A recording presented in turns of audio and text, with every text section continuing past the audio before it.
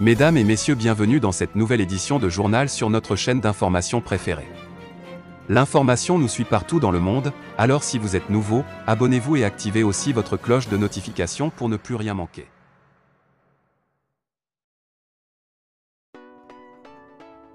Alors que Paris annonce le retour de tous ses coopérants présents au Mali, les collectivités territoriales françaises doivent poursuivre et consolider leur partenariat avec leurs homologues sahéliens. À l'heure où le conflit en Ukraine occupe l'actualité internationale, il est important de ne pas oublier les autres régions du monde où les populations, elles aussi, fuient l'arbitraire et la violence. C'est notamment le cas au Sahel, où ce début d'année 2022 est marqué par de nouvelles crises. Au Mali, la décision de la junte militaire de reporter de plusieurs années la tenue d'élections démocratiques a conduit à un embargo de la CEDEAO et à la dégradation sévère des relations entre le pays et ses partenaires bilatéraux et multilatéraux, entraînant le renvoi de l'ambassadeur de France au Mali et la décision de Paris de rappeler tous ses coopérants présents dans l'administration malienne. Au Burkina Faso, le récent coup d'État militaire a été suivi par la suspension du pays de la CEDEAO et par la dissolution des conseils de collectivités territoriales. Les pays du Sahel centre subissent par ailleurs le joug des groupes terroristes. De larges parties des territoires échappent au contrôle du gouvernement central. Une escalade des tensions qui compromet les chances de trouver des solutions durables en faveur de la paix et de la stabilité dans la sous-région.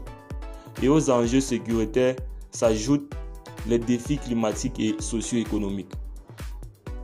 Les collectivités territoriales sahéliennes et françaises sont liées par de nombreux partenariats solides et inscrits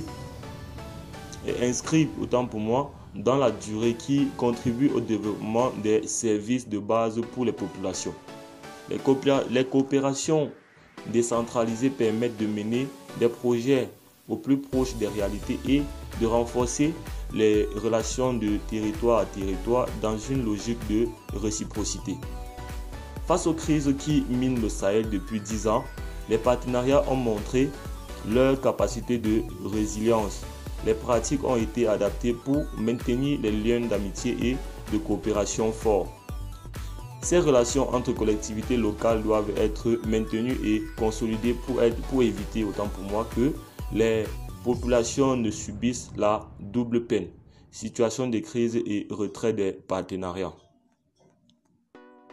L'efficacité de la gestion de crise dépend aussi beaucoup de la capacité des autorités locales à prendre en main l'action de proximité. Si la solidarité au sein des territoires français a montré toute son efficacité lors des premiers confinements, elle n'a pas de sens si elle se limite aux frontières de notre pays ou même à celles de l'Union européenne.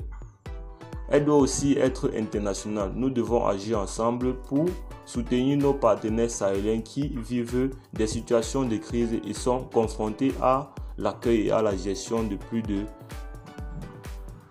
2,5 millions de personnes déplacées en raison de la menace terroriste.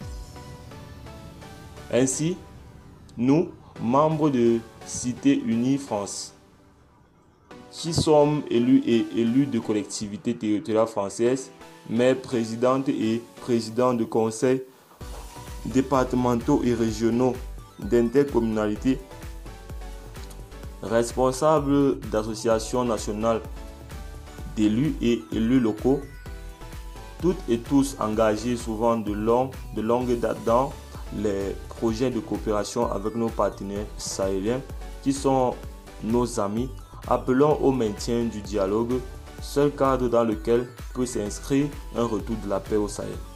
Eh bien les amis, c'était tout pour cette petite note. N'oubliez pas de nous laisser vos impressions en commentaire et on se dit à plus pour de nouvelles actualités.